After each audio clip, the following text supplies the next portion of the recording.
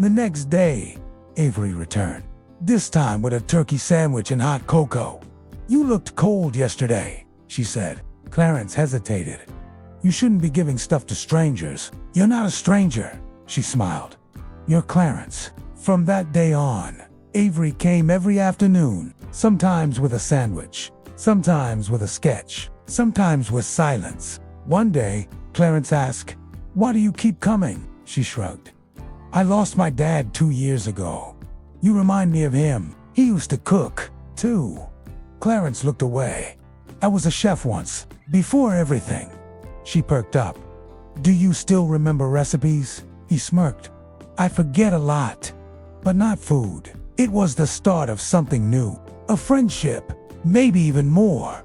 What do you think? Let me know in the comments. One icy morning, as Clarence sat there rubbing his hands together for warmth, a young girl walked by. She looked around 16, maybe younger, and was carrying a... She stopped, crouched beside him and said, "Can I draw you?" Clarence blinked. "Draw me." "Yeah," she said. "Your face, it's real tired, but strong. I like Rael." And he laughed. His first Rael laugh in months. "I ain't no model." "Exactly." She sat down cross-legged and started drawing. Cars honked. The wind blew her hair into her eyes, but she didn't stop. And Clarence watched her, confused, flattered, curious. When she was done, she turned the pad to show him. There on the page was his face, lined and weathered, but it also looked kind of noble. "What's your name?" she asked. "Clarence, yours." "Avery."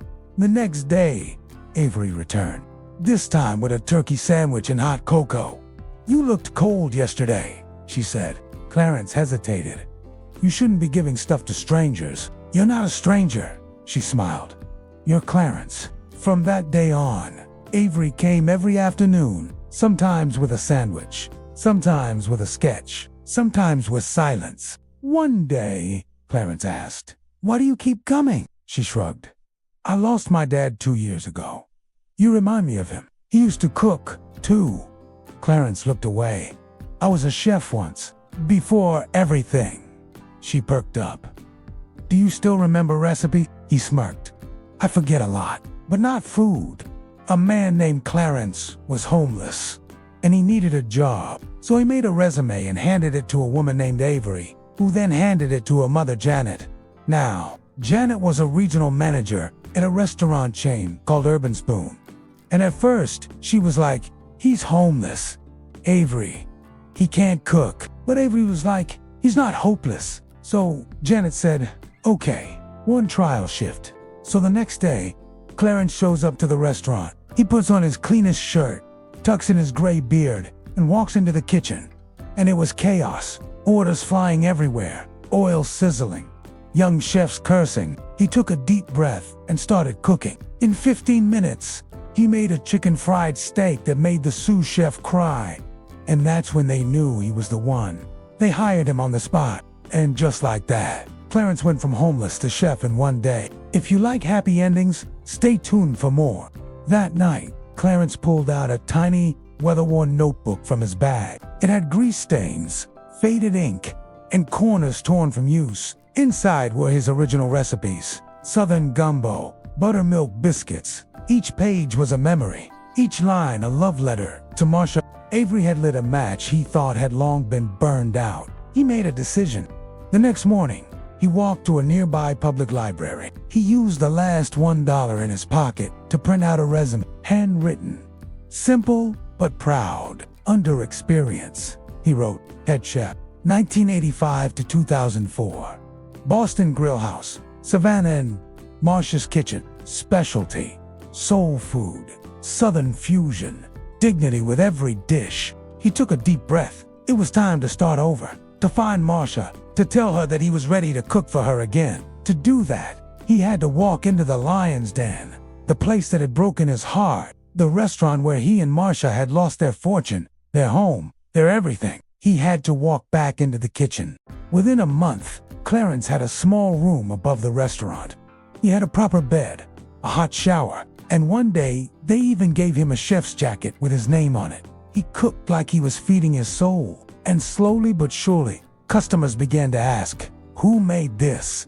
The manager would smile and say, "Clarence, our comeback king." One day, a reporter came to visit. He sat down and asked Clarence, "What brought you back?" Thinking it was the money, the fame, the adulation of the fans, the comeback trail, all of that. But when Clarence was asked that question, he didn't hesitate. He didn't have to think about it. He just said, "A sandwich, a sketch, and a girl who saw me."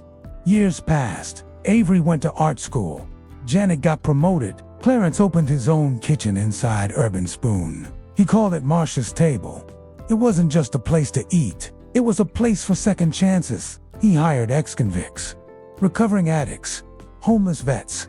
Every morning he'd start with the same mantra: "No one eats alone. No one leaves hungry." One night, Clarence stood at the back of the kitchen watching a young dishwasher plate collard greens with trembling hands. He walked over, handed him a folded $1 bill.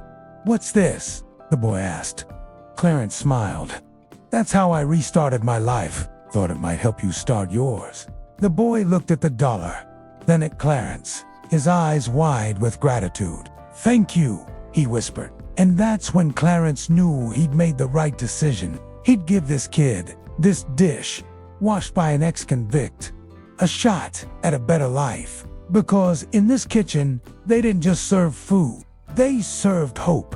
This is the last thing Clarence ever saw. 10 years ago, Clarence passed away in his sleep. He was warm and full and surrounded by people who loved him. They buried him with his red blanket and that $1 bill he always carried in his pocket. Above his kitchen door, carved in wood, hung his favorite quote from a man who had passed away 400 years before him. It read, "Sometimes it only takes $1 and someone who believes." When the person who believed in Clarence's dream placed the carving above his door, they didn't know how prophetic it would become. For 10 years, Clarence had been trying to pay for a new roof, but he kept getting denied because he didn't have enough money or someone to co-sign his loan. But he never gave up hope, and when his friends saw the look on Clarence's face, he knew he had to do something. So he took out a hammer and chisel and carved the words above Clarence's door. And every time Clarence looked up, he smiled.